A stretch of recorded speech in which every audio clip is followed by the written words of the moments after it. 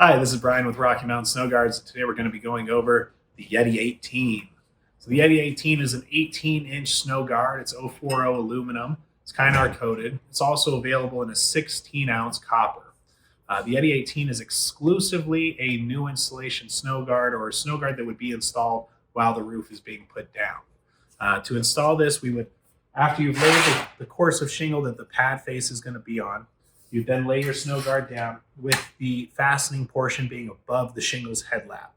At that point, we'd go through and fasten it with either 3 ring-shank nails or 3 roofing nails. Once it's done, we would lay the next course above it. The next course above it is going to do all the waterproofing for us. We don't have to worry about putting down any sort of sealant or anything like that. So at that point, the installation would be completed.